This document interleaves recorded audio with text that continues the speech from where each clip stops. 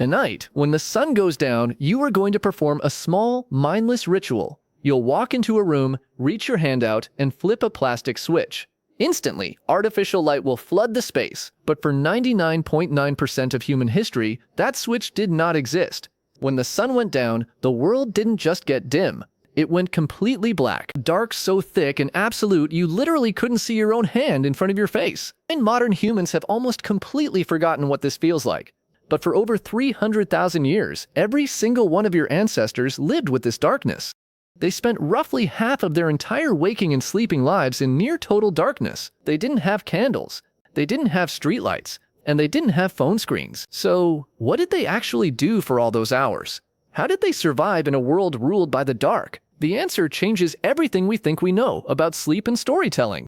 And it changes what we think it truly means to be human. And it starts with the ultimate prehistoric technology, fire. The earliest solid archaeological evidence of humans controlling fire dates back roughly 1 million years ago. It was found deep within Wonderwork Cave in South Africa.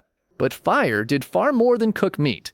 It completely restructured the human day. Before fire, our ancestors were like every other primate. When the sun set, you climbed a tree. You found a sheltered spot on a rocky cliff. And you froze. You stayed absolutely still, because moving at night meant becoming food. Our eyes are notoriously terrible in the dark, especially compared to the formidable predators that ruled the prehistoric night. Leopards, hyenas, and wolves could see just fine in the pitch black. They were built to hunt in the shadows. We were built to sleep through them. Controlled fire changed that evolutionary equation literally overnight. It weaponized the dark. A simple campfire creates a physical circle of safety roughly 30 feet in diameter. And inside that glowing circle, predators dared not tread. Outside that 30-foot circle, the darkness returned.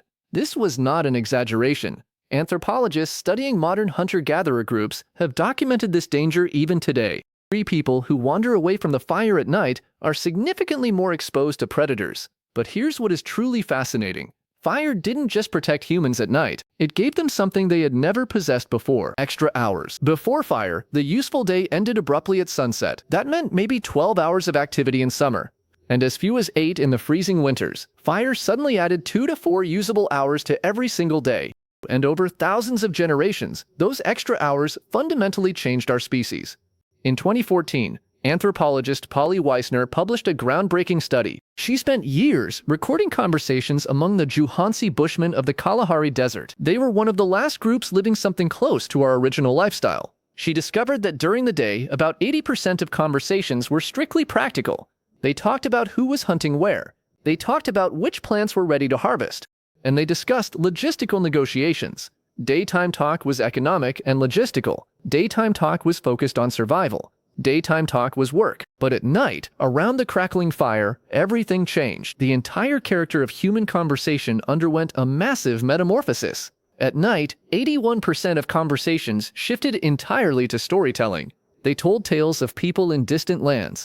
They told daring adventures. They told jokes and deep myths. Polly Weissner argued that this firelit conversation is where human culture was actually born. The campfire was our species' original theater, our original classroom, and our original church. It is where humans learned to think beyond the immediate present. They learned to imagine things that did not exist yet. It is where we became us. But the night wasn't just about stories around the fire. There was something else happening, something that science only rediscovered in the last 30 years. You were not designed to sleep the way you sleep right now. The uninterrupted 8-hour block is a modern industrial invention. In 2001, historian Roger Eckertz published a paper that completely shattered modern sleep science.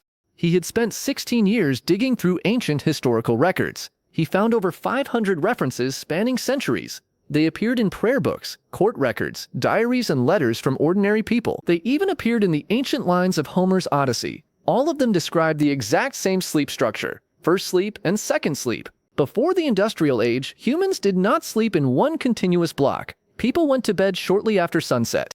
They slept for about 4 hours. Then they woke up. They stayed awake for 1 to 2 hours in the middle of the night. Then they went back for another 4 hours. And what did they do during this midnight watch? Everything. They visited neighbors, wrote down their dreams, read by firelight, or simply lay in the dark and meditated.